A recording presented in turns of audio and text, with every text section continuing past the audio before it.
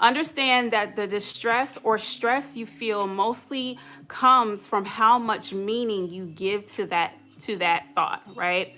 Sometimes when we get these thoughts, we try to make meaning of it. We begin to ruminate, we begin to loop the thought, and that's what creates the stress and the panic, not necessarily the thought itself. Okay? So understanding that the distress and stress you feel mostly will come from how much meaning you give to the thought, not the fact that it shows up. Okay? Okay, so since we got the definition and we know what intrusive thoughts are, I've beat it down to the bone, right? Why do they show up? Where do they come from, right? And it can be so many different reasons as to why. And I'll say this as a precursor, right?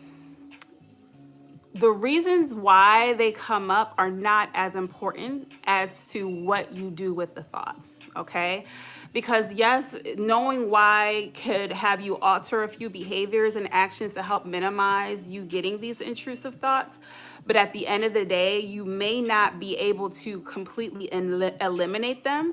So this is important, but what you do with it is even more important. And we'll talk about what you can do with it, but I wanted to make sure that I gave a precursor because I don't want this conversation to then turn into creating a sense of shame or guilt or even more frustration and anxiety and even sadness and depression. Me going through these things is not to stimulate that. It's more so to give you some awareness. But I want you to understand that this is important, but it's not as important as understanding what to do with these thoughts. I hope that hits home and is helpful.